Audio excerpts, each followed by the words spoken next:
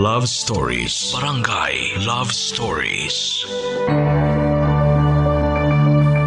Learning is a continuous process. Hindi tumitigil ang pagkakaroon natin ng mga bagong kaalaman at pagkatuto lalo na sa buhay. Minsan akala natin sapat na ang lahat ng ating natutunan para harapin ang mga hamon sa buhay. Akala din natin kapag nasa edad na tayo, ay tayo na ang may alam ng lahat. Tayo na ang dapat magturo sa mga kabataan at tayo na ang magturo sa mga mas bata pa sa atin. Dahil tayo ang mas may karanasan, kaya tayo ang mas nakakaalam ng ating mga sinasabi at ginagawa. Ngunit minsan, may mga mahahalagang leksyon na ating natutunan sa iba. Kahit pa sa mga mas bata pa sa atin.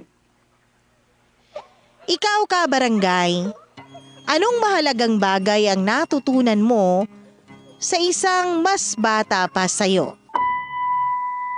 Dear Mama Mia, ang sabi nila kapag tumatanda raw ang isang tao ay mas nagmamature sila. Kaya nang tumungtong ako sa edad na 32 noong nakaraang buwan, akala ko ay alam ko na ang lahat. Ngunit hindi pa pala. Dahil katulad ng mga bata ay para pa rin akong naliligaw ng landas. Sa mga ganitong pagkakataon ko mas lalong namimiss ang pamangkin kong si Billy. Na bata sa gulang niya noong 9 anyos ay daig pang matatanda kung mag-isip. At kung sana ay nabubuhay pa rin siya ngayon, sigurado na may makakausap ako lalo na kapag ganitong nalulungkot ako. Isang mapagpalang araw sa inyo, Mama Mia. Tawagin niyo na lamang akong Cheska at kaka 32 years old ko lang noong nakaraang buwan. Sa kasulukuyan ay nagtatrabaho ako bilang account executive sa isang pribadong kumpanya. Matagal niyo na rin akong listener. Sa katunayan, mahilig rin ako mag-comment sa mga artwork na pinopost ninyo sa inyong Facebook page, lalo kapag gustong-gusto ko ang istoryang ine-air niyo. At dahil nga doon, kaya naglakas loob na rin ako na sumulat sa programa niyo. Ang kwentong nais kong ibahagi ay tungkol sa pinakamamahal kong pamangkin na si Billy. Siya ang kauna-unahan kong pamangkin sa Ate Bella ko, Mama Mia. At sa susunod na buwan, yun na ang 5 taong anibersaryo ng kaniyang kamatayan. Magpasa hanggang ngayon, Mama Mia, kahit magli5 taon na, ay hindi ko pa rin tanggap na nawala na lang si Billy ng ganun kadali. At may mga pagkakataon na hindi ko rin mapigilang sisihin ang sarili ko sa pagkawala niya. Si Billy ay anak ng Ate Bella ko sa pagkadalaga. Palibhasa, 19 anyos pa lang noon ang ate ko nang mabuntis ng lalaking sa huli ay iniwan rin siya at hindi pinanagutan. Gusto sanang ipalaglag noon ni ate si Billy. Pero kinain siya ng kanyang konsensya kaya nagdesisyon na lang siya na buhayin ang bata. Kaya lang, Mama Mia, hindi naging ganun kadali at kainit ang pagtanggap ni Ate Bella kay Billy. Sa katunayan, Mama Mia, mas close pa nga kaming dalawang magtiyahin kesa sa kanilang dalawang mag-ina.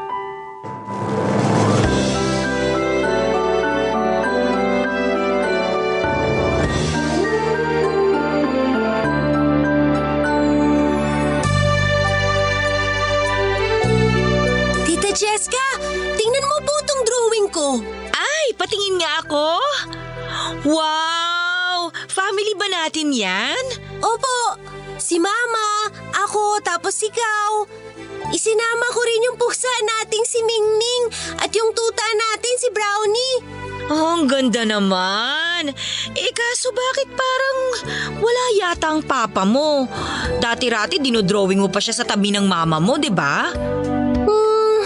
Naisip ko lang po na hindi na babalik si Papa eh. Kasi nga, iniwan na niya kami ni Mama. Kaya inalis ko na rin po siya sa drawing ko. Kaso baka naman sabihin ng teacher mo o di kaya ng mga classmate mo na hindi buo yung family mo dahil wala kang papa. Ayos lang ba yun? Hindi naman po ibig sabihin na wala akong papa, hindi na po buo ang pamilya natin. Kasi kahit wala siya, nandyan naman kayo ni Mama para alagaan ako. Tsaka hindi naman po lahat ng pamilya, may tatay at may nanay. May mga kaklase nga ako na nanay lang o tatay lang eh. Yung iba sa mga lolo at lola na sila lumaki. Pero kahit kailan, hindi naman nila naramdamang kulang sila. Tingnan mo to, kung makapagsalita akala mo matanda. Ikaw ba? Nalulungkot ka pa rin ba dahil wala kang papa? Nalulungkot. Pero hindi naman po pwedeng habang buhay tayo malungkot, diba? Napatawad ko na po si Papa. Tita Cheska, kung isang araw, magkikita kami sa hinaharap, yayakapin ko siya ng mahigpit. Sigurado kasi na malaki na ako noon at matanda na siya. Anumang sandali, pwede na siyang kunin ni Lord. Uy, sobra ka naman! Wala po akong masamang ibig sabihin doon, tita. Kayo talaga, masyado kayo advance mag-isip. Aba, tingnan mo tong batang to. Pero seryoso, bilib ako sa mindset mo, Billy, ha? Manang-mana ka talaga sa tita mo. Teka, matanong ko lang, ano bang pangarap mo ulit paglaki mo? Dati kasi ang sabi mo sa akin, gusto mo maging animator. Tapos biglang gusto mo namang maging sundalo. Tapos maging DJ sa radyo. Ano na ba ngayon?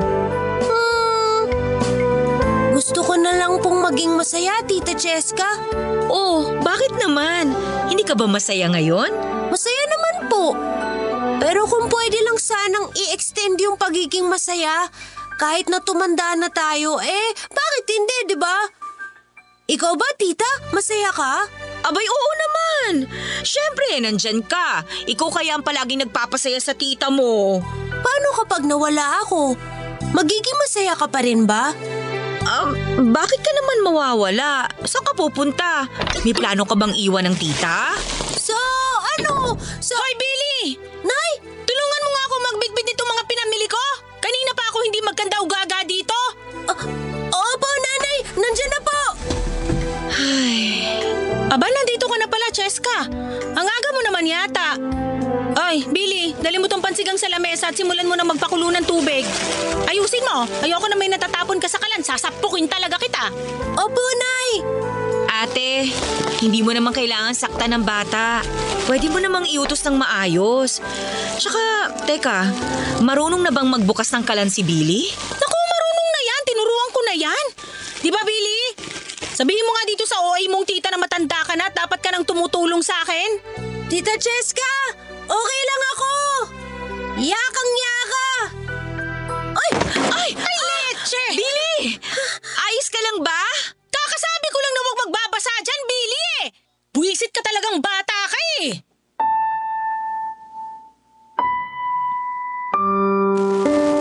Mama Mia, hindi ko maintindihan kung bakit habang lumalaki si Billy ay mas tumitindi ang puot sa kanya ni Ate Bella.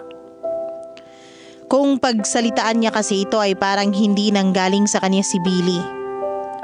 At kung ituring niya ito ay parang masahol pa ito sa nakagawa ng mabigat na kasalanan. Samantalang kung tutuusin, inosente si Billy. At kung may dapat mang sisihin sa nangyari ay si Ate Bella yun dahil naging mapusok siya noon. Akala ko, Mama Mia, kapag isinilang na niya si Billy ay mababago nito ang mabigat niyang loob at pakikitungo para sa anak niya. Pero nagkamali ako. May mga pagkakataon pa nga na minsan kong narinig sa bibig mismo ni Ate Bella na pinagsisisihan niya ang desisyon niya noon na buhayin pa ang pamangkin ko. Kesyo sana ipinalaglag na lang daw niya ito noon para hindi na niya sakit ng ulo ngayon. Nang marinig ko nga noon ang tungkol sa bagay na yon ay talagang kinilabutan ako, Mama Mia. Sa isip ko, paano naaatim ni Ate Bella na tratuhing parang hindi kadugo ang sarili niyang anak? At ang mas masahol pa ay hilingin na sana ay mas pinili na lang niyang tapusin ang buhay ni Billy noong may pagkakataon siya.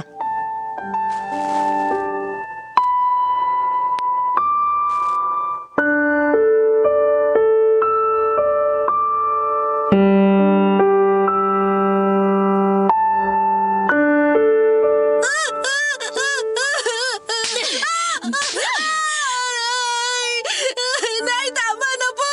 Masakit na po, Nay! Tama na! Tigas ng ulo mong bata ka tapos tama na? Gusto mong ipalo ko tong hangin sa ulo mo para kahit papano naman ay lumambot? Hindi ba nag-usap na tayo na huwag kang lalabas ng bahay? Bakit sumuwain ka pa rin? Bakit nabutang kita doon kina Mang Jano? Nay, may hihiramin lang naman po ako libro kina Mang Jano. Para po sa assignment namin yun dahil hindi naman po ako nakabili. Anong libro? Sandamukal na nga yung libro na galing sa school nyo tapos may iba pa? Huwag mo akong pinagluloko, Billy, ha? Kung makapagpalusot ka dyan, kala mo kung sino kang napakasipag mag-aral, ha? Ang purul-purul naman ang utak mo? Aray, Nay! Aray ko po! Tinitingnan ko lang naman kung may laman talaga yung ulo mo dahil kung umasta ka, akala mo kung sino kang matalino. Samantalang manang-mana ka naman sa tatay mong gago. Oh, Ate Bella, ano ba? Shh! Sige, Billy, nandito na si Tita Cheska. Hindi na kita hahayaang mapalo. Si Tita ang bahala sa'yo. Ano ba sa palagay mong ginagawa mo sa anak mo? Pwede ba, Cheska? Wag mo akong simulan? Anong wag simulan? Sinasaktan mo na naman si Billy, ate. Tapos gusto mo magbulag-bulagan lang ako? Gusto mong baliwalain ko na naman ang nangyayari? Ang gusto ko wag mo kaming pakialamang mag-ina. Dinidisiplina ko lang tong batang to dahil natututo ng magsinungaling.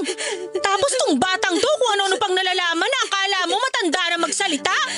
Alam mo, kasalanan mo yan.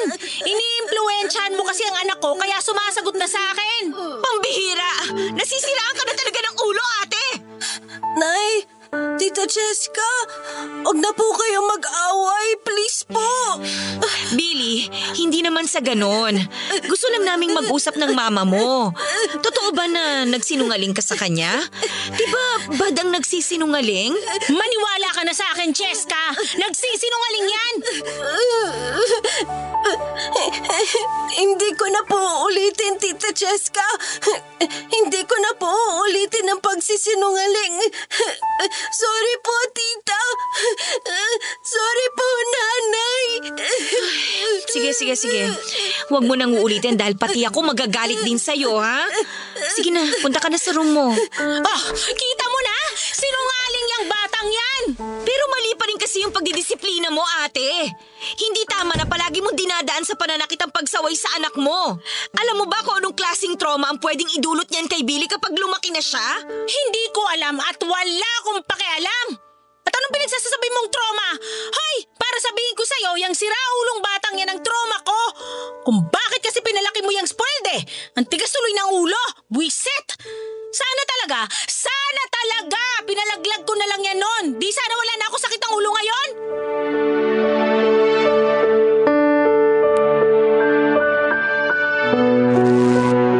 Mama Mia, hindi iyon ang unang beses na nagtalo kami ni Ate Bella tungkol sa pananakit niya kay Billy. Sa katunayan, hindi ko na nga mabilang sa daliri ko ang mga tagpo kung saan nagkakasagutan kami ng ate ko. Lalo kapag nakikitaan ko ng pasa at bakas ng kurot sa iba't ibang parte ng katawan niya ang pamangkin ko. Alam ko naman na unwanted child si Billy. At para kay Ate Bella, ang anak niyang ito ang dahilan kung bakit napariwara ang buhay niya. Simula kasi nang mabuntis siya at iwan ng boyfriend niya noon ay naging lalong mahina ang ate ko, Mama Mia. Nawalan siya ng pag-asa at gana sa buhay. Ni hindi na nga niya noon tinapos ang pag-aaral niya. Bukod doon, labis din siyang nasaktan nang hindi siya panagutan ng nakabuntis sa kanya. May tagpo pa nga na kung saan-saan niya ito hinanap pero bigo pa rin siya. Dahil naglaho na lang na parang bula ang lalaking nakabuntis sa kanya. 17 anyos pa lang ako noon at nasa 2nd taon sa college pero ako na ang nag-alaga sa ate ko habang pinagbubuntis niya si Billy, Mama Mia. Maaga rin kasi kaming naulila sa mga magulang. At ang nagpapaaral lang sa amin noon ay ang mga kamag-anak namin. Kaya nga pareho kaming mataas ang ambisyon ni Ate Bella na balang araw ay matututo rin kaming tumayo sa sarili naming mga paa. Kaso nang mabuntis siya kay Billy ay hindi ko masisisi si ate kung pakiramdam niya ay napilay siya. Mama Mia, espesyal sa akin si Billy. Kahit na hindi ako ang nanay niya ay tandang-tanda ko naman na ako yung halos magtatatalon noon sa tuwa nang ipinanganak na siya ni Ate Bella. At habang lumalaki ang pamangkin kong yun ay mas napatunayan ko kung gaano siya kabibo. Masayahin din si Billy. Kahit na salat kami noon sa mga material na bagay, ay wala siyang reklamo sa kung ano lang ang kaya naming ibigay sa kanya. Palibhasa, walang araw din naman na hindi ipinamukha sa kanya ng ate ko na mahirap lang kami kaya wag na siyang dumagdag pa noon sa mga gastusin at matuto na lang makontento sa kung anong meron siya. Kaya nga nang makapagtrabaho na ako ay bumawi talaga ako ng husto sa pamangkin ko, Mama Mia. Nandyan yung palagi ko siyang binibilhan ng mga laruan na nakikita niya sa ibang batang kalaro niya. Gayon din ang mga pagkain na madalas ay sa TV commercial lang niya napapanood. Pero ang isa sa pinakahinahangaan ko kay Billy ay ang abilidad niyang magpatawad, Mama Mia. Hindi sa martir na paraan. Sa halip ay hindi niya nakakalimutang bigyan ng konsiderasyon ang mga taong nakakagawa ng kasalanan at mali sa kanya. Lalong-lalo na nga ang sarili niyang ina. Pero sa aming dalawa ay ako yata ang hirap magpatawad, Mama Mia. Tulad na lang ng isang gabi ay nag-uwi si Ate Bella ng lalaki sa aming tinutuluyan na di nagtagal ay nakilala namin bilang si Jojo. At noong mga panahong yun ay masugid nitong nililigawan ng ate ko. Di nagtagal ay naging magkasintahan na nga silang dalawa. Lalo tuloy na padalas ang pagpunta ni Jojo sa aming apartment. At sinong mag-aakala na doon pala magsisimula ang mas madidilim na araw sa buhay ng pamangkin ko.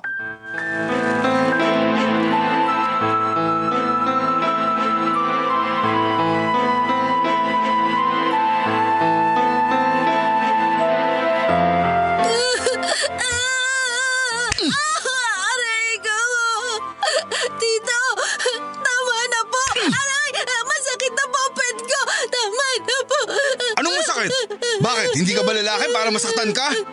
Ikaw naman kasi may kasalanan. Sinabi ko lang naman na ikuha mo ako ng tubig. Tapos natalisod ka na at binasa mo pa ako. Tanga ka ba? Bulag? Lampa? Ano? Buwisit ka eh. Sorry po, Tito. Hindi ko naman po sinasadya. Huwag niyo na po akong paluin. Aray! Masakit na po. Tama na po. Ako ang magdidesisyon kung kailan ako titigil. Naiintindihan mo ba? Hindi nakakapagtaka na sakit ka sa ulo ng nanay mo. Ako ang magtuturo sa'yo ng leksyon para naman matuto ka. Ayan, para magtanda ka. Uy! Aray! Hayop ka! Anong ginagawa mo sa pamangkin kong demonyo ka? Buwisit, ano ba? Itigil mo yan! Aray! Eh di maramdaman mo rin kung gaano kasakit yung pamamalo mo sa pamangkin kong tarantado ka! Eh kasalanan naman ng pamangkin mo yan, pwede ba? Palibasa, lalampa-lampa. Tingnan mo, binasa niya tong bagong t-shirt ko. Hindi ba naman tatanga-tanga yan eh? Ikaw ang tatanga-tanga! At ano ka mo yon?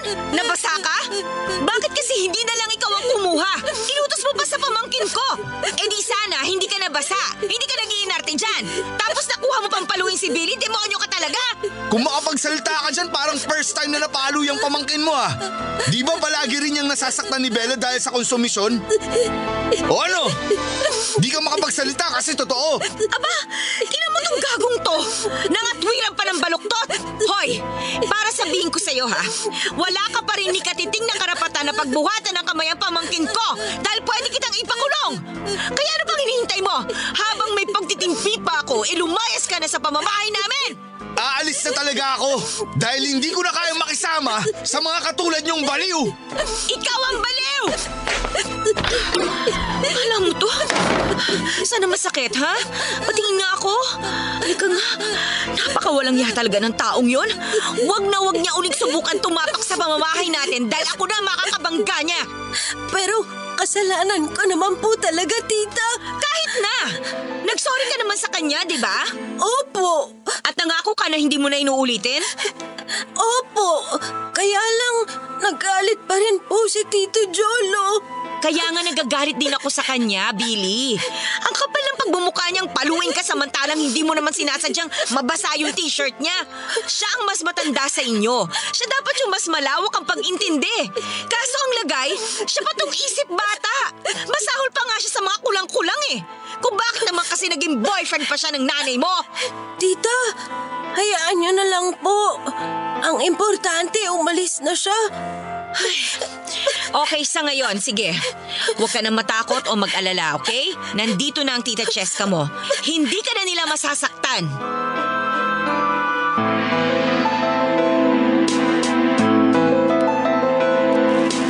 Sa totoo lang, Mama Mia, hindi na talaga maganda ang impresyon at kutob ko kay Jolo.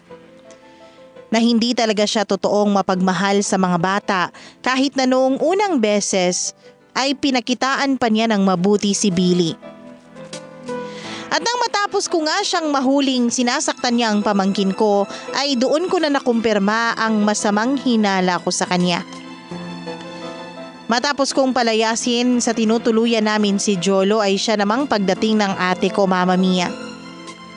Nalaman ko na iniwan lang pala niya at ipinagkatiwala sa nobyo niya si Billy dahil may kailangan siyang bilhin sa labas. Nang sabihin ko sa kanya ang tungkol sa pananakit ni Jolo sa anak niya ay laking gulat ko nang ni wala man lang gumuhit na pag-aalala at pagkagalit sa mukha ni Ate Bella para kay Jolo. Sa halip ay pagkainis sa akin at pagkadismaya kay Billy ang namutawi sa mga labi niya, Mama Mia.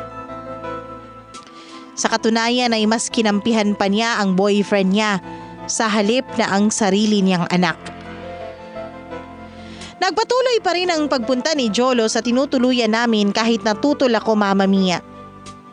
Madalas kong nakakasagutan noon si Ate Bella pero sa huli ay wala pa rin akong nagawa. Kesyo palagi naman daw akong nasa trabaho kapag araw at siya lang ang nasa bahay kaya wala namang masama kung papupuntahin niya doon ang boyfriend niya. Nandyan din yung minsan niyang sinabi sa akin na kung naiinggit ako sa kanya ay mag-boyfriend na lang din daw ako. Para meron na akong pinagkakaabalahan bukod sa buhay nilang mag-ina. Sabi niya matanda na raw ako at dapat na ring lumagay sa tahimik. Lumipas ang mga linggo at araw, Mama Mia, unti-unti kong napapansin na mas lalong nagiging visible ang pang-aabuso ng ate ko at ng boyfriend niya kay Billy. Di hamak kasi na mas marami na at mas malalim ang mga pasa at kurot sa katawan ng pamangkin ko, kaya naman kinutuban na ako ng masama.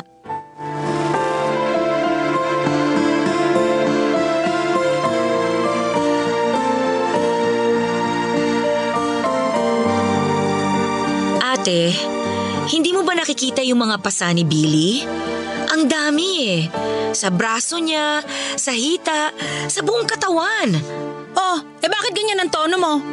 Parang pinagbibintangan mo pa kaming minamaltrato yung bata. O bakit? Hindi ba? Aba, sumusobra ka na. Hoy, Cheska, kahit naman paano, anak ko pa rin yang si Billy. Kahit nabwisit na ako dyan, hindi ko naman yan magagawang maltratuhin. Anong hindi magagawang maltratuhin? Di ba nga gusto mo nang mawala yung anak mo? Kaya paano ako nakakasigurado na hindi nyo nga siya sinasaktan? Siyempre bata yan. Malikot kung saan nagsusuot. Anong malay natin doon pala niya nakuha yung mga pasa na sinasabi mo? Magdahan-dahan ka sa pananalita mo, Cheska, ha? Hindi magandang ugali ang mambintang. Ano nga magagawa ko kung hindi ko mapigilang isipin ang tungkol sa bagay na yon, ate? Simula nung isilang mo si Billy, ni hindi mo siya tinrato ng maayos. Mas mabait ka pa nga sa mga anak ng kapitbahay natin kaysa sa sarili mong anak eh. Nasasabi mo lang yan kasi wala kang alam. Wala kang idea sa mga pinagdadaanan ko na mabuntis ako sa batang yan. Durog na durog ako noon, Cheska! Alam mo dapat yan kasi nandun ka sa tabi ko noong mga panahon na yon. Pero walang kasalanan yung anak mo, ate. Walang kasalanan si Billy, pero bakit siya yung pinagbabayad mo ng kasalanang dapat mong singilin sa tatay niya? Tsaka, may pagkakamali ka rin naman sa mga nangyari, di ba? Ano ka mo? Masyado mo kasing ginawang mundo yung dapat na tao lang. Naging mahina ka, naging marupok ka. Tsaka, ginusto mo rin naman na nangyari sa inyo noon, di ba? Aminin mo na. Kung tutusin nga, ikaw din ang sumira sa buhay mo eh, at hindi ang inosente mong anak. Ang kapal naman ang mukha mo! Kung makapagsalita ka, akala mo alam mo na ang lahat ah! Hoy! Para sabihin ko sa'yo, wala ka ni katiting na alam sa pagiging ina! Na hindi mo pa nga naranasan magkaroon ng anak tapos kung makapagsalita ka dyan, akala mo kung sino ka? Baka pag nagkaroon ka ng sarili mong anak, masabi mo na tama pala ako sa mga sinasabi ko sa'yo. Pag nagkaroon ako ng anak, hindi ko ipaparanas sa kanya ang mga ginagawa mo kay Billy! Hindi pare-pareho ang pagdidisiplina ng mga magulang sa mga anak nila. Kaya wag mo akong pangaralan kung paano maging isang ina. Kung sa palagay mo hindi pasok sa standard mo ang paraan ko, pues wag mo kaming pakialaman. Bakit? Sino ka ba? Ikaw ba ang magulang ni Billy? Hindi naman, di ba? Kahit anong mangyari, ako pa rin ang nanay niya. Hindi kung sino, hindi ikaw.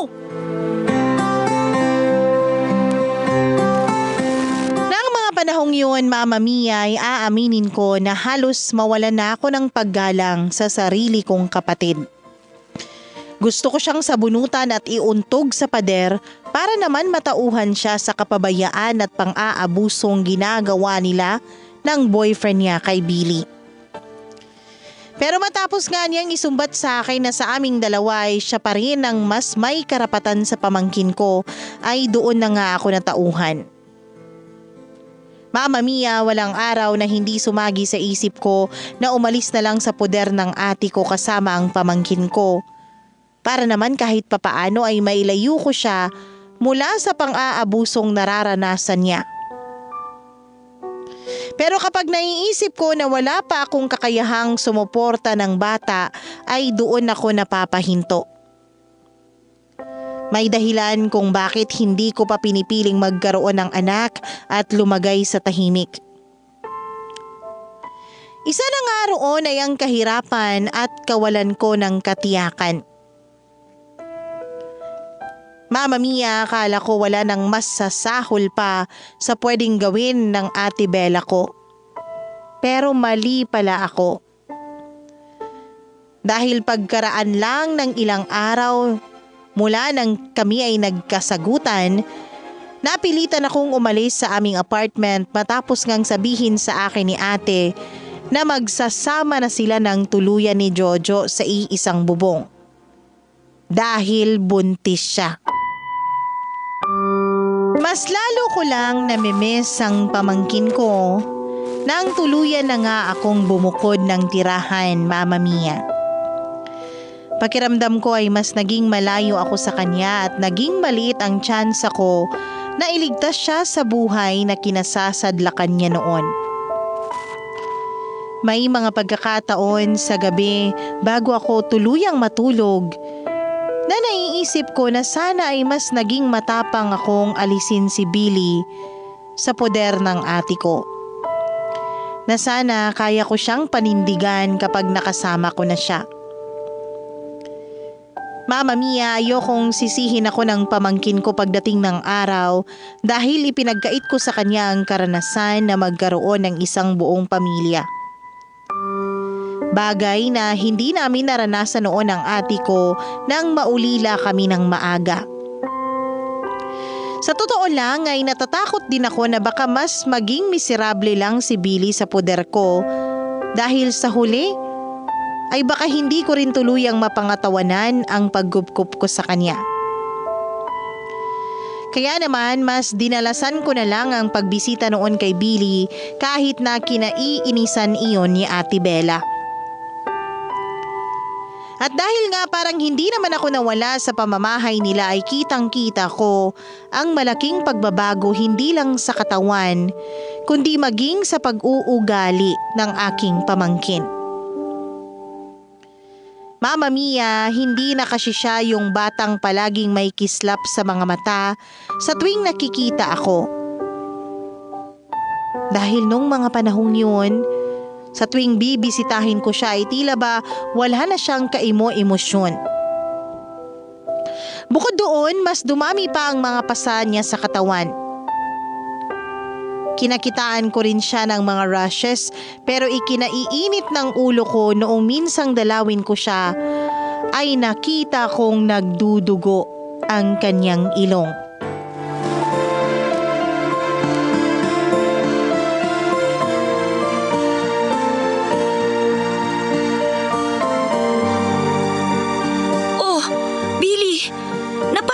Mo? Bakit tumudugo yan? May nanakit ba sa'yo? May pumalo ba sa'yo? At saka, bakit ang dami mo ring pasa? Magsabi ka ng totoo. Sinasaktan ka ba ng mama mo o di kaya ng Tito Jolo mo? Hindi naman po, tita. Bakit nagdudugo yung ilong mo? Halika nga, punasan natin. Maupo ka. Pisilin mo yung ilong mo para hindi tumulo yung dugo. Tita, hindi naman po marami yung dugo eh. Patingin nga. Ay, bukan tumigil naman na sa pagdudugo yung ilong mo. Sige na, punasan mo na lang. Ito yung panyo. Sige po.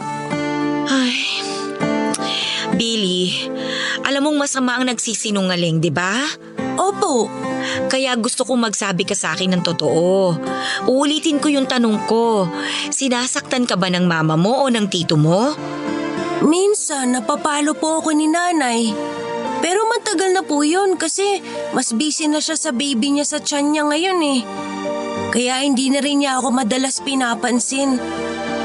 Si Tito Jolo naman po ganun din. Napapagalitan pa rin niya ako. Lalo na kapag hindi ko nagagawa ng maayos at mabilis yung inuutos niya. Pero kasalanan ko naman po yun, tita. Anong kasalanan? Hindi mo yung kasalanan, Billy. Matanda na siya. Siya dapat ang gumawa at hindi kanya inuutusan.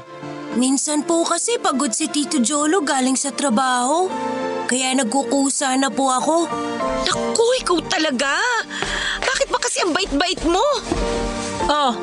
Tama ako, di ba? Ayaw mo pa kasing maniwala sa akin na hindi sa amin ni Jolo galing yung mga pasa ng pamangkin mo. Ay, ate, nag-aalala lang naman ako sa anak mo. Nag-aalala raw. Nung nakaraang araw, pinagbibintangan mo na nga kami. Hindi niyo ako masisisi. Alam mo ikaw, ang dami-dami mong oras para panghimasukan ng pamilya namin. Nababoy ka ba sa buhay mo? Wala ka bang iniintinding trabaho? Cheska, naalibat-baran na ako sa'yo. Pwede ba wag mo namang dalasan ang pagpunta rito sa bahay dahil hindi ka na nakakatuwa eh. Mabuti sana kung hindi tayo nag-aaway palaging gulo ang bit-bit mo kapag umuwi ka rito. Gusto mo yatang malaglag tong batang pinagbubuntis ko dahil sa konsumisyon ko sa'yo, no? Ate Bella naman, alam mo hindi ganun ang intensyon ko. Kung ano man yung intensyon mo, ayusin mo. Wala ka na kasi sa lugar. Masyado ka nang nagiging pakialamera samantalang may sarili ka namang buhay. Mag-asawa ka na kasi o mag-boyfriend para hindi ka na nangihimasok sa amin. Wala ka na nga rito sa bahay pero parang hindi ka naman umalis. Sobra ka naman kung makapagsalita. Nagsasabi lang ako ng totoo. 27 ka na, ano pa bang hinihintay mo? Hindi habang buhay babysitter ka niya si Billy. Kakaspoiled mo dyan, lumaki tuloy na mahina at malambot. Buisit! Magkakaroon pa yata ako ng anak na bakla. Kasalanan mo talaga yun, Cheska!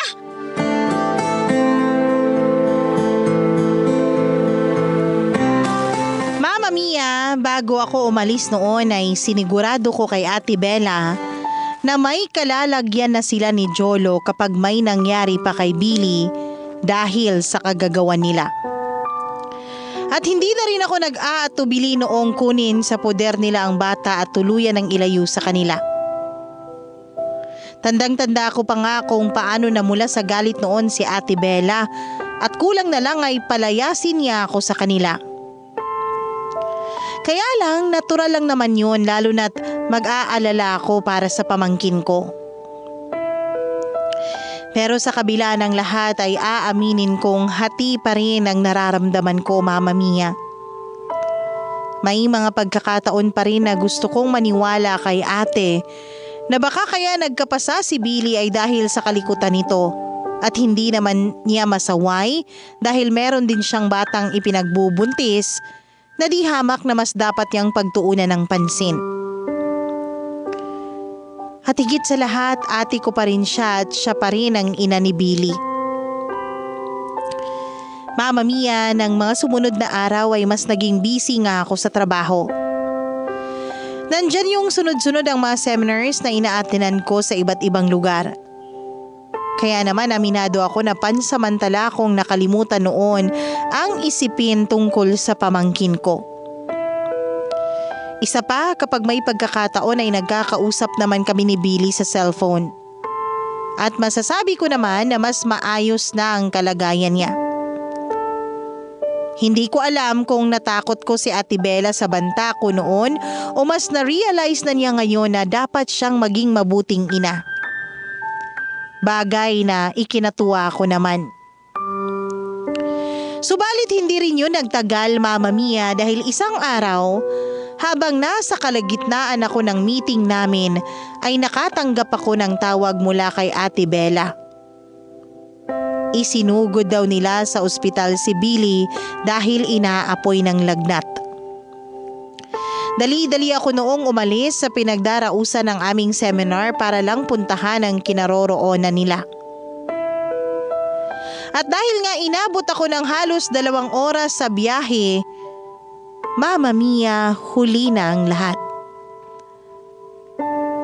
Patay na ang pamangkin ko. Isa na siyang malamig na bangkay pagdating ko sa ospital.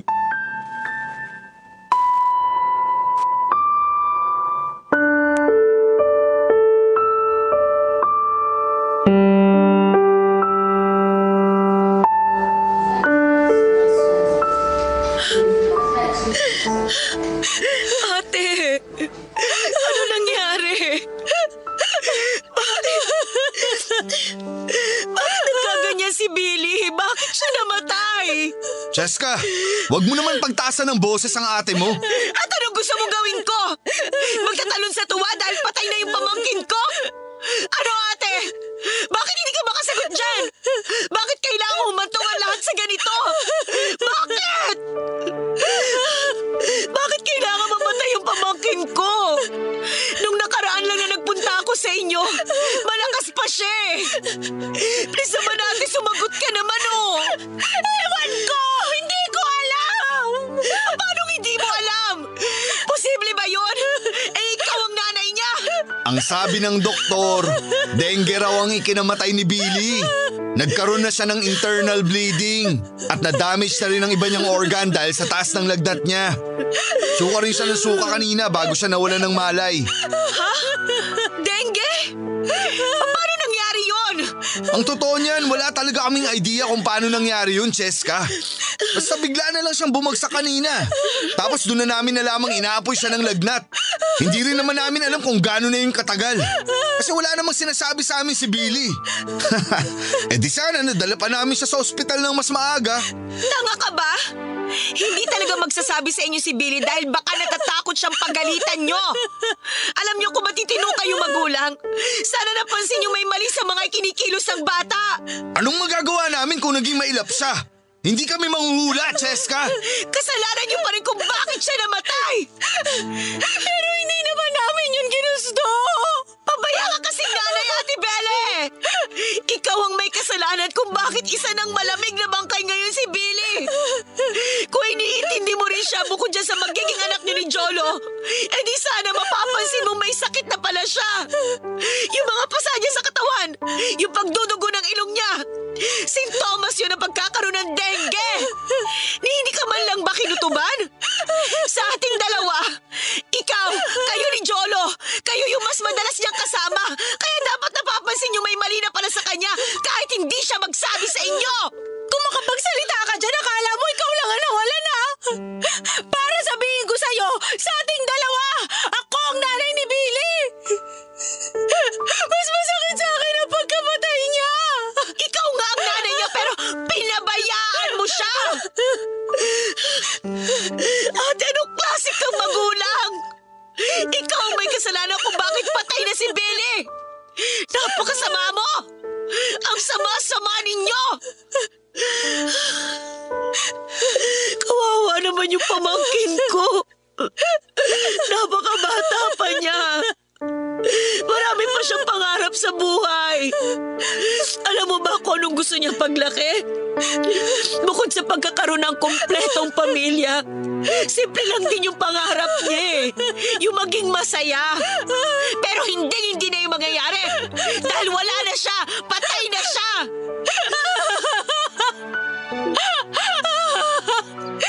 Nagsisisi ako. Pinagsisisihan ko ang lahat. Hindi ko naman ginustong mamatayan ng anak. Ngayon ko lang na-realize kung gaano ito kasakit. Pero huli na ate. Hindi ka na maririnig ni Billy. Kahit na umiyak ka pa ng dugo o magsisi ka habang buhay, hindi na mabubuhay ang anak mo. Sana noon pa man, na-realize mo na yan. Hindi ngayon kung kailan huli na ang lahat.